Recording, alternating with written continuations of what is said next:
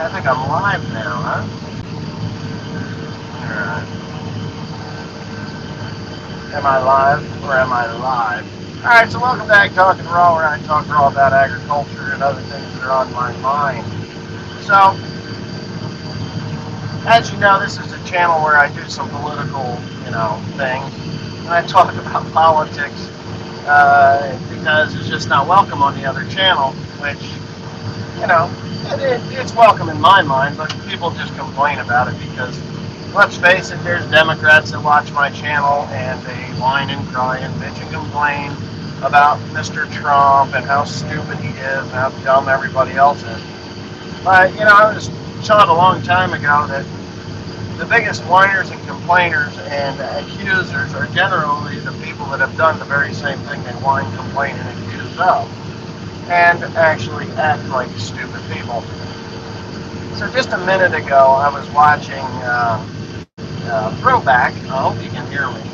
I was watching a throwback to when Ronald Reagan was getting elected for his second term, and he was in the debate with Walter Mondale. Now that was in 1984, and at that time I was 12 years old.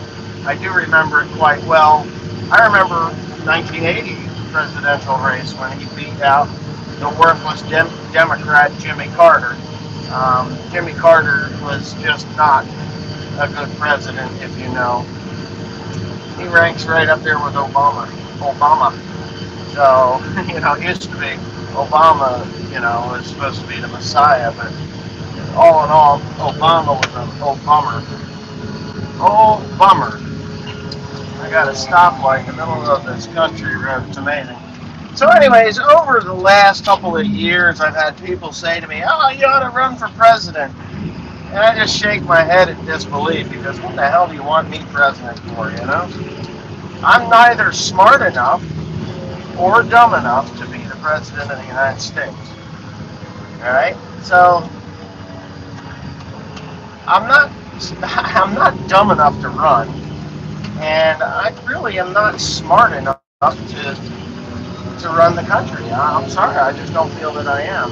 I mean, that's just the way it is. There's a cop there. He's waiting for me. Maybe he's waiting for me because I've got my telephone up and I'm talking. So, yeah, common sense just doesn't work in today's day and age. But, when it comes down to dumb enough, it isn't a negative that I'm not smart enough. It just is, who in their right mind, and you got to be a real moron to do this, who in their right mind would want to be the president of the United States in this climate that we're in? I mean, we're in a divided nation, and I can't say that it's a racially divided nation, but if it is, it was divided by the Democrats. Because when I was growing up, there were no black kids in my school. I lived in a predominantly white area, still predominantly white, but there are some black kids that are in the school. There is a black family that lives in the township, but they just didn't have kids at the time that I was there, or even my children. Well, I guess Timothy went to school with one of their children, but anyway, I don't think that they were treated any differently than any other kid that went to that school. So, I also watched Prager University. If you know what Prager University is, it's Dennis Prager. He has a channel, and he's a Jew, but he understands religion and politics and common sense and the Constitution, the way it was written, not the way it was interpreted. And liberalism and socialism and communism will be the downfall and demise of this country. Liberalism will not work. Liberalism is the toe in the door to socialism. We've already had, our fill of liberalism. Socialism is Bernie Sanders and Elizabeth Warren. I guess Pete Buttigieg is just, I don't know what you'd call that goofy looking guy.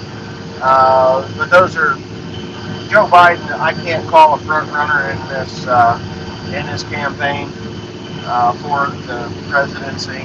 I mean, if you look at Joe Biden's track record, He is more. I am more qualified to run this country than Joe Biden is. He has never done anything smart in his entire 45, 50 years of being in Washington. Just there's nothing there. I mean, I have a box of rocks that I stacked up behind the shop that has more brains than that idiot. Now, today I did a little research because I was always under the assumption that Joe Biden had his son in Ukraine and Mitt Romney had his son in Ukraine, but I always thought that Nancy Pelosi had her son in like Brazil or Argentina. Well, today it turns out that her son is actually in Ukraine as well. So why not impeach the president? Those three people, Mitt Romney, who doesn't like the president, he has a son there. Nancy Pelosi, who was the matriarch of this impeachment bullshit, she could have put a squash to it, but she didn't. She wanted him impeached because there is going to be an investigation into all three of them when this is over. This impeachment thing is over, and that's going to happen. So, why is Ukraine so important to the United States of America? Energy? No. We're now supposedly energy independent, so it's not energy. Is it because the Russians want to steal their country away? Well, they used to be part of Russia, and in all honesty, I don't give a shit if they went back to being Russia. It doesn't bother me in the least. So, when it boils down to it, why did Donald Trump get impeached in the House for holding funds to Ukraine? It's very simple, it's very obvious, it's the nose on everyone's face. He was impeached because their children are there reaping millions and millions and millions of dollars from a corrupt country to line their pockets and set them up forever. Their families will be taken care of forever on this money that, in my opinion, is total corruption. It is. If you're Ukrainian and you're watching this, I really feel bad for you. I feel bad that you're tied up in the middle of our shit storm. Why are we and this is another thing. We borrowed the money to send to Ukraine because we just don't have it yet. So Congress passes this. It is up to the President of the United States, whether it was Obama, got a funeral, whether it was Obama or Clinton or, Bush or even now Donald Trump. He has the final say whether that money goes or not. Just so y'all morons know that don't understand this, if Donald Trump said, you know what, I don't give a flying fuck if you pass that, that country is going to use that money to line the pockets of oligarchs, children of our elected officials, and all that stuff. I'm not giving it. If Russia takes it over, Russia takes it over. So somehow this turns into you didn't give them aid, therefore you want Putin to help you with the election. Holy fuck. So I watched Nancy Pelosi, just before she's ready to send the articles up to the Senate, and she says, that it's all in the transcript that Donald Trump had given up to, the world. Anybody can read it. And I suggest if you don't understand, read it. If you can't read, get somebody that can read to read it for you. And there are keywords in there. Us and we. Those two words. Not me and I. Us and we. When you read it, it should, if you can comprehend logic, and I may not spell very good, and I may not have good proper punctuation, but I understand the way things are written and how they're read, and I understand we and I, and me and us, or we, us and we, and that is where it's all at. So when she stands up and said, "Do me a favor," that means she read from someone else's transcript, Mr. Schiff's transcript, because Mr. Schiff's transcript really put that as an, I don't know whether it's I guess it would be an impeachable offense. Do me a favor. I know you know a lot about this, and I've been through a lot. That's it. That's what she read. That was from Mr. Schiff's transcript, not the actual transcript from the Ukraine. And when we do have this trial in the Senate, the trial will go as, hey, by the way, you dumb motherfuckers. They're not going to say it like that, but by the way, you dumb motherfuckers. He said, do us a favor. We have been through a lot, and you know a lot about that. So, we, the American people, do us a favor. Us, the American people, a favor. And that right then and there was what will have the president another 4 years. Those two words. And of course, liberal tears will run down the streets of San Francisco and wash the urine and the shit and the hypodermic needles down into the drainage and ditches and out into the ocean so that fish can get eyes poked out and little kids can step on these things while they're swimming in the cesspool that is California. Gotta love that. Not all of California, just Democrat-controlled California. So, yeah. So there it is. I am mad. I'm not mad. I'm not mad. It's just, when you watch things and you see stuff and you're like, what the fuck? Like, is there any other phrase you can say? What the fuck? 3 words. What the fuck are they thinking? Nancy Pelosi, the head of the House, the Speaker of the House, cannot figure it out that there were 2 transcripts. The true transcript, and then that farce that Adam Schiff, not Shift, there's no T in it, that Adam Schiff put together to make the president look bad and get the articles of impeachment rolling. To get that all together, we're going to do it. We're going to do it. I remember just before the president went through the inauguration, there was a fellow that predicted his election.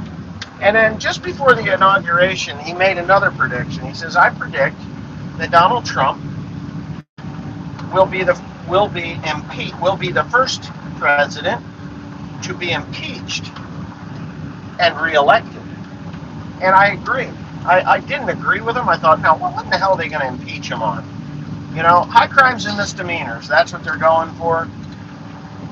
There's no high crimes in us and we. It just isn't. Holding that Ukrainian aid, I know 350 million Americans that could use that money a hell of a lot better than people in Ukraine. Okay? I don't care about Ukraine. I don't care. I don't know why people care about Ukraine here in the United States. I care about my neighbors. I care about my communities. I care about our livelihoods here. I care about U.S. trade. I care about U.S. healthcare. I don't give a fuck about Ukraine. The only reason Ukraine is on the table is because 3 politicians have their children there. 3 very powerful politicians have their children there, and they are milking the Ukrainian system. That's why Ukraine is a big deal. That is the only reason Ukraine is a big deal. So, I don't know, wake up America, wake up Democrat America, wake up and realize what you're voting for if you vote for anything other than Donald Trump. You're voting for higher taxes, you're voting for lower wages, you're voting for higher unemployment, you're voting for less exports, more imports, higher deficits, and just pain and suffering for all. We've been dealing with this for over 40 years in the ag community. And yes, the ag community has suffered with this. I remember back in the late 1970s and early 80s, the crash of the 1980s was the effects of a Democrat president, Jimmy Carter's trade embargo. And we have still not recovered. Soybeans back in that era were $13 a bushel. And if you're older than me, or maybe even just my age or older, you wouldn't be any younger and know this. So the the trade embargo is what screwed up agricultural goods going over to any other country. I mean, it really fucked us. You know, we used to have ports that would ship grain down in Philadelphia. My grandfather used to go, my father used to go, and then they all got shut down. You know what they haul out of those ports now? Out of where the Tidewater in Philadelphia was? Anybody close to my area would know who Tidewater is. They ship garbage out of there. They put garbage barges in there and they ship garbage. It's crazy. So, yeah. So anyways, I'm at my pile of hay here that I'm going to load up and take home. Well, I got to tell you, and it's no secret, I have a house in the Philippines, and if this country becomes a socialist country where they take everything from us, I will probably sell out everything that I can and move there until the shitstorm straightens out. As dumb as that sounds, and I love my country, but the only thing that'll stop socialism is bullets. That's it. It happens everywhere. That's the only thing that'll stop it. And don't tell me that Sweden, Finland, or the Norwegian countries are all socialist. They are probably more capitalist than we are at this point. They just have some socialist programs that work very well. We have socialist programs here in the United States, and they don't work very well. It's basically a free-for-all at the hog trough. So once you get disability, if you don't deserve the disability, well, let's put it this way: I can't knock on disabled people. If you're truly disabled, missing limbs, eyes, you've had a head injury that caused brain damage, and you can no longer work, you deserve disability, and that is what it's there for. But if you're a lifetime welfare recipient and you feel that you deserve welfare because your parents and grandparents, and even in some cases your great-grandparents, were on welfare, I'm sorry to say that program does not work. I've said this many times. There is a place for welfare. There is only a couple of places for welfare, and it should be limited. Limited. You go on welfare, you have two choices. You either go and find a job. You got 9 months. The time it takes to have a baby, to make a baby, 9 months. 9 months, that's it. You got 9 months on welfare. 9 months. You can do a technical school and learn how to weld. You can learn how to a trade in 9 months, and you can go to a community college. And in that 9-month period, you can get an education and then get a job. So 9 months on welfare. Sorry about your luck. Go to community college. The welfare ought to pay for something enough that you can do this, get re-educated, go back out into the workforce, and there you go. The other one is that if you are, a mother or a husband and your spouse dies and you are the stay-at-home parent, I think that there should be a little more leeway because you have these children that you now have to take care of alone. So welfare can go on for, I don't know. I think the re-education process is still there. I think that that Social Security could kick in to the point where each one of your children has Social Security. until they're the age of 18 or graduated from college or a technical school. You, again, need to be re-educated. I would go as far as 18 months for your re-education. 9 and 9 is 18. So it'll take you twice as long to get re-educated, to get a job or a better job that you can take care of your children. And with the Social Security that your spouse that just died that had paid into, that can go to your children to help them get raised. And let me tell you, who is that, Ken Smith? 100% agree with you. If Andy Detweiler can overcome his disability, and I'm not going to say what it is, you'll have to go down to the Harmless Farmer. If you're not already subscribed, you will be when you're done. But if Andy Detweiler, the Harmless Farmer, can work, there is no reason that anybody on this planet cannot work with his disability. I've seen this in the past. There was a woman with the same problem that he's got, and she learned how to type. She learned to type with her toes, for Christ's sakes. So anyway, and he doesn't know any better. He's been this way since he was 2 years old. Go to the Harmless Farmers channel, check it out. You'll enjoy it. You can leave this live stream if you want, or leave right away after there. Don't forget to thumbs up this thing, though. Thumbs that up. I did see some tractors that you sent on Instagram. I'm really kind of got my heart set on a 6210R, I know that, or a 7530 with the cast rear wheels, so I can add a lot of weight to it. But other than that, that's what I'm looking for. Anyway, yeah. So you've got that. There is no logical reason that someone should be on welfare from birth to the grave, from the cradle to the grave, and it's happening. As you know, I've worked down in North Carolina and Virginia and Maryland, and in the South, you will run into whole cities, not just communities, but cities that are nothing but career welfare recipients. Oh, and believe me, they don't work. They don't work. They don't want to work. There's no reason for them to work.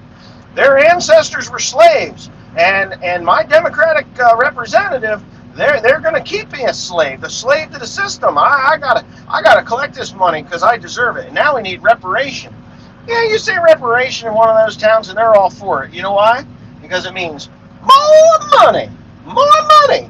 They can buy bigger, thicker gold chains, and they can buy those what, $1,100 Nike sneakers that they all walk around with their pants down around their freaking knees, and they wonder why people look at them like there's something wrong with them, because there is. But our government allows this, and it shouldn't. So if I was dumb enough to be president, I think I would probably be shot, because I would not be a very popular president. I would be more concentrated here at home. Strong military, keep us from invasion. If we're energy independent, there's no need for us to be down defending a bunch of sand nigger wells. We just don't need it.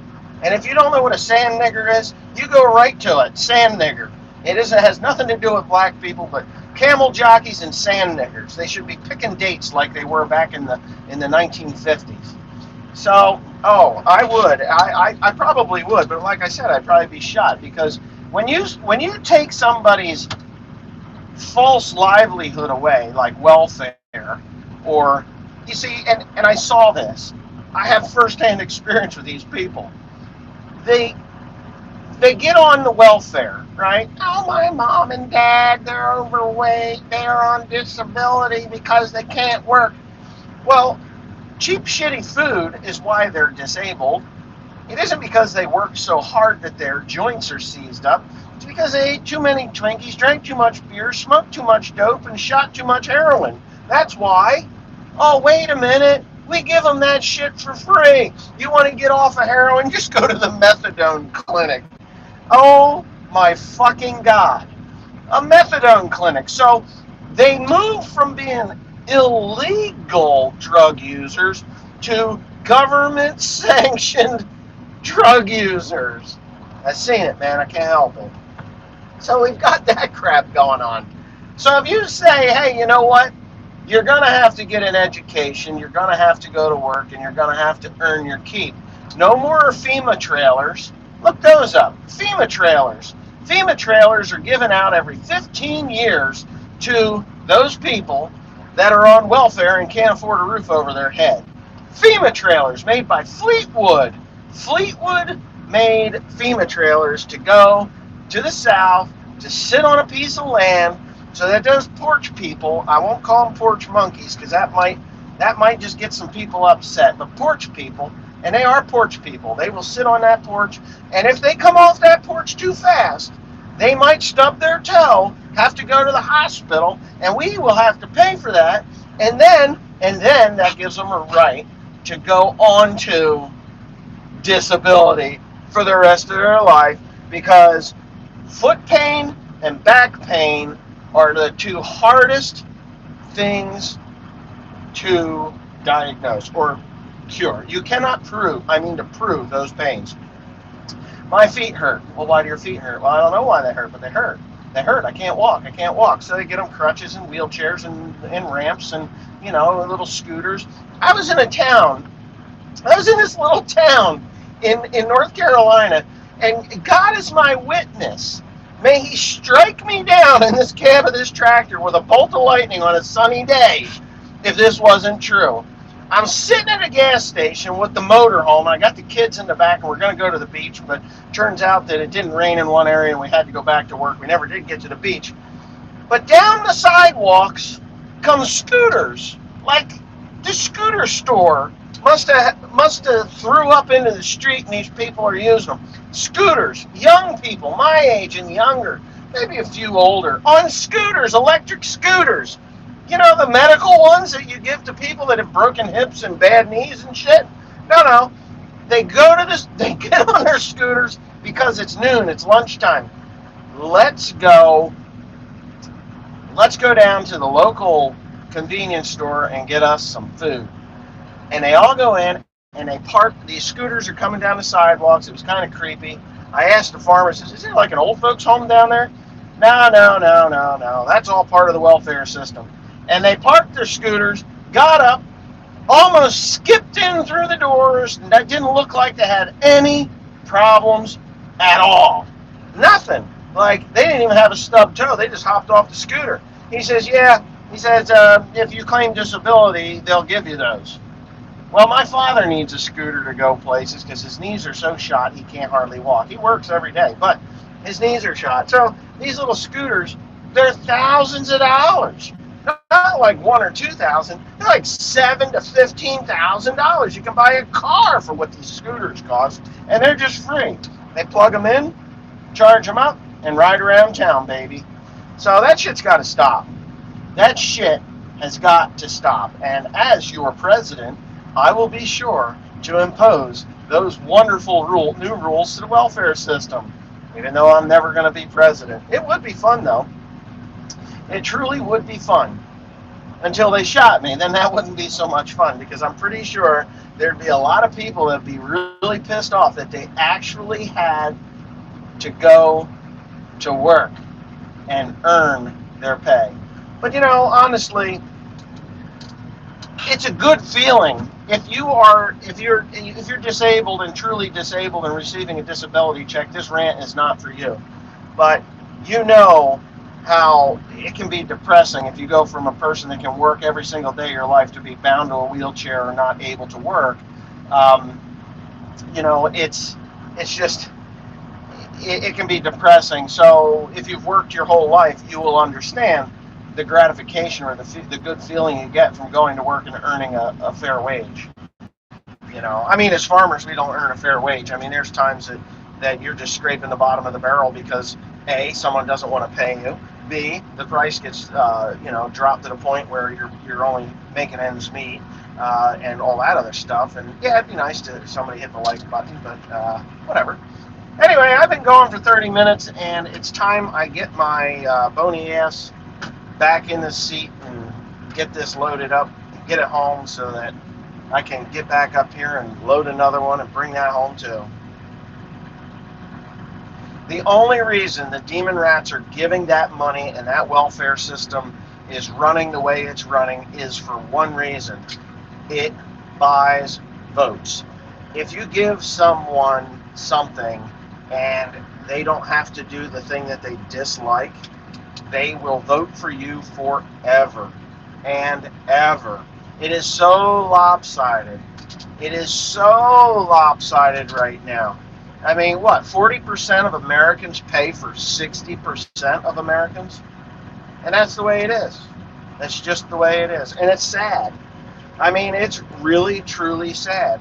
I got one more story before I go. My Aunt Beth, she's had a friend for nearly 40, well, she's got a lot of friends, but she had this one friend for over 40 years or nearly 40 years. They went to Hong Kong together. They went to Australia together. They met somewhere. They've been to Switzerland, and Aunt Beth's been to Switzerland and met up with her, and they go travel and stuff together. And they've been friends for a very, very long time. So when you got the Communist News Network and MSNBC and these other Washington Post and all these other Bloomberg reports all trashing the president and how horrible he is and how he's destroying the world, that is what is on the airport TVs. That's what's on the TVs overseas. I've been to England. I've listened to it on the radio. The Philippines don't give a shit. They're like, Philippine TV is very comical and clean. That's why we don't have mass shootings, because we don't have movies broadcast every minute of every day of people shooting one another, and nobody ever actually dies. It just pop up on the next video. And I mean, even watching Indiana Jones, a guy gets shot in the arm and he keeps fighting. I'm sorry, a human being is not that tough. You get hurt like that, you're done. Your day is ruined. You're not going to keep fighting. You're going to be like, oh my God, get me to a doctor, unless you're trained to ignore the pain or just have a high pain tolerance like myself. I mean, I literally could probably fall on my head, be like, ouch, go back to work, and then deal with the pain gimping around. But anyways, yeah, so that's it. So anyways, my aunt and her friend, usually she gets a Christmas card from her friend and vice versa. So she spends 6 months a year in Switzerland, that's her home country, and the other 6 months of the year she spends in Australia because she's retired. She's got to be damn near 70 by now. I've met her. She's been to the farm. She's a nice woman. She didn't get a Christmas card. So she's like, you know what, I'm going to call her. I'm going to talk to her, since about a year ago. And she usually gives a Christmas card. I didn't get anything. So she makes the phone call. And she gets on the phone, and the reason that she didn't send the Christmas card, and I find this to be totally absurd, but the reason was Donald Trump. I mean, can you believe this? Now, we've got friends for 40 years that this one friend doesn't want to talk to her anymore because she didn't get the satisfaction of my aunt trashing the president. She's like, oh, your president is horrible. He does high crimes and misdemeanors. He withheld this Ukrainian money. He did this and he did that and he did the other thing. Well, I understand it, and the reason I understand it is because our president, this person we call our president, Mr. Donald John Trump, or Donald J. Trump, he cares about us, this country. He wants this country to do well. He doesn't want, say, Switzerland to do well. That's their leader's problem. He doesn't want China to do well. He wants us to do well. That's their leader's problem. He doesn't want Ukraine to do well. It's not our problem. It's their problem. And if they can't get it under control, why the hell should we as Americans give a flying fuck what is going on there? If it does not directly affect us, our freedoms, our religions, our rights, then why do we care? Well, I don't give a damn. And I don't think 90% of the people watching this give a damn. The only people that are giving a damn about Ukraine and these other countries are people with special interests there. That's it. Nancy Pelosi, her son is there. Mitt Romney, his son is there. Joe Biden, His son is there. And except for Mitt Romney, the other two are Democrats. But he's defending the Democrats. Oh, yes, he is. This is a nothing burger. It has been debunked. None of this has been debunked. Joe Biden is as crooked as the tracks on my tires. That's it. He's a crooked motherfucker. Nancy Pelosi, it shows. It shows. And I watch these other politicians who are like, well, I don't agree with Nancy. She's my friend. She's my friend on the other side of the aisle. She's my friend. They're all terrified of her. They're terrified of these people. I'm not terrified of them. And then what's going on down in Virginia right now? There is a protest. And you know what that coward new Democrat governor did? He filed a state of emergency. Do you know that changes the rules and the protests and all in the protest laws? It changes the rules of everyday citizens. Go look it up. If he basically, state of emergency means martial law in more friendlier terms. In a state of emergency, they can shut your roadway down and you cannot even go to your house.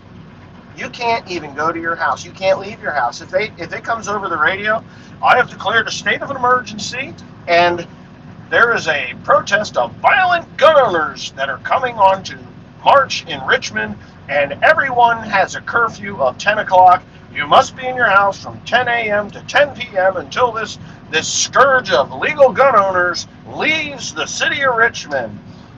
It's martial law, people. Your governor's a douchebag. So if you're from Virginia and you don't agree with me that your governor's a douchebag, you're part of the problem, you're not part of the solution. The Second Amendment to the Constitution gives the free people of the United States the right to keep and bear arms. Not the right to keep and bear arms as the government sees fit, but the right to keep and bear arms. If they take away your firearms and you willingly give them to them, you are, in my opinion, still part of the problem. They are your firearms. You have that right. Hunting was never mentioned in the Bill of Rights, the Second Amendment. It didn't say, thou shalt keep guns to shoot deer, rabbits, and squirrels. It says the right to keep and bear arms is necessary to basically against your tyrannical government. Well, Virginia, you're getting close to a tyrannical government, and if the first shots are fired in Virginia and it is people taking guns away from law-abiding citizens and they shoot back, I think the weight of the free country will come down onto Richmond, and they will be under a siege until the governor there comes out in 4 pieces, drawn and quartered and hung at the 4 corners of Virginia. And that's where he would need to be, because he doesn't have the right to take your firearms away. He doesn't. And if you've noticed, whenever there's a shooting, it is whether it's on a military base or at a school, what does the sign say at the gate? It says, gun-free school zone, gun-free military installation, gun-free. So, what's the best place to kill a bunch of people without problems? Maybe where that sign that says gun-free. Gun-free, you're not allowed. So law-abiding citizens. So, if there's gunfire up at my local school, and I take my gun to that school to defend my children and my friends' children, now I'm breaking the law. They could shoot me because it's a gun-free school zone. I'll be prosecuted under that law. Well, there ain't no freedom there. I think there should be guns in the school, to be quite honest. I think they should teach gun safety. I think they should teach gun handling. I think they should teach firearm everything from stripping and cleaning to reloading your own goddamn ammunition, if it was up to me. Because when you put your children in a situation, and aesthetics counts here, get this, you'll love this. My school, my local school, Kingwood Township School, yeah, they used to at my school too. We used to be able to bring our shotguns to school, put them in the principal's office, and then go hunting with our friends after school. Isn't that amazing? Oh yeah, we had ammunition too. Wasn't that an amazing thing? Nobody got killed. Nobody shot anybody. Where there was an armed suspect came into the school, and the students and teachers ran to their cars and got their guns out of their car. Sorry about that. Anyways, I guess it's time to actually, YouTube censorship. It's time I end this. Anyways, thanks for watching. I hope you enjoyed it. Just some food for thought. If you're not a member of Prager University, go check him out. Dennis Prager makes more sense than half of these rejects down there anyway. But anyways, thanks for watching. Have a nice one.